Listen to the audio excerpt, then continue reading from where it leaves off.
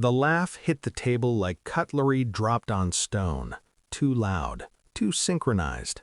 My wife didn't look at me when she said it. "Don't embarrass us." Her sister leaned back, wine glass dangling from 2 fingers. "Maybe lie this time so you don't sound so pathetic?" I smiled. That's what I do when something inside me finishes dying. They were all watching me. Not curiosity, anticipation. The new boyfriend, Mark, tilted his head, studying my face like a specimen slide. His knee brushed my wife's under the table. Not an accident, not the first time. I felt it then, that cold alignment, the moment where the noise fades and the pattern sharpens. My pulse didn't change.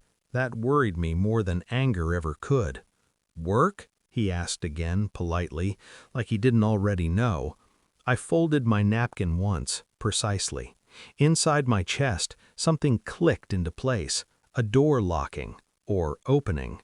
I had missed the signs because I trusted the rhythm of our life, the shared calendar, the automatic kisses, the way she said my name like punctuation, not affection.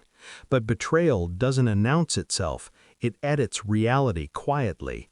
I remembered the late nights that started arriving in clusters, the sudden passwords, the way her phone never left her palm, even in sleep.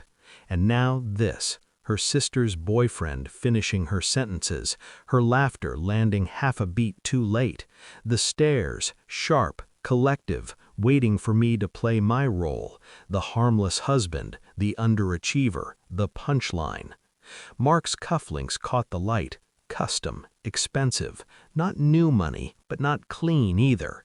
I watched his hands, steady, confident, hands that had held secrets before. When my wife cut me off, it wasn't embarrassment, it was fear.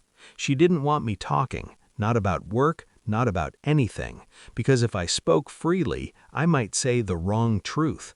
I tasted copper at the back of my tongue and realized this wasn't a coincidence, it was choreography. I didn't confront her. Confrontation is for people who want explanations. I wanted confirmation. So I waited.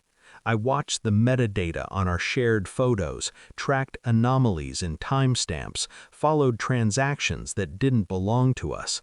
She thought she was careful. She wasn't careful enough. Mark's name appeared where it shouldn't. Shell companies with familiar signatures, a pattern of money moving sideways, not up.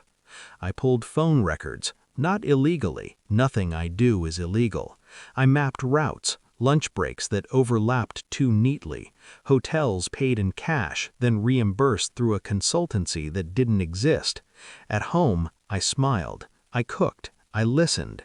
Inside, I was building a cathedral of evidence. She slept beside me while I reconstructed her lies with surgical calm. Each file labeled, each screenshot archived. Love doesn't die loudly, it evaporates, and in its absence, something colder moves in. The report arrived on a Tuesday, encrypted, verified, irrefutable. Mark wasn't just her lover, he was her accomplice. They were laundering money through a non-profit she chaired. Small amounts, frequent, confident no one would look. They didn't know I look for a living. I slid the tablet across the kitchen counter that night, didn't say a word. She scrolled, once, twice. Her face collapsed inward, like a building losing its load-bearing lie. "I can explain," she whispered. I nodded. "I know." That broke her, because explanations are currency, and I had already paid in full. Back at the dinner table, the moment ripened. Mark leaned forward. "So," he said, smiling, "what do you do?" I met his eyes. "I investigate financial crimes." Silence. My wife's sister froze mid-sip. "I specialize in uncovering fraud hidden inside family businesses and charities," I continued. "Mostly the kind people assume no one would dare inspect." Mark's smile cracked, just a hairline. I placed my phone on the table, unlocked, turned it toward him. The color drained fast, from all of them.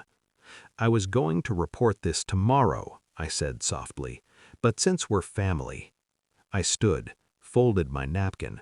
"No need to lie," I added. "It only embarrasses you." I didn't stay to watch the fallout. Vindication doesn't need an audience. Outside, the air was clean, cold, honest. I felt nothing for her anymore.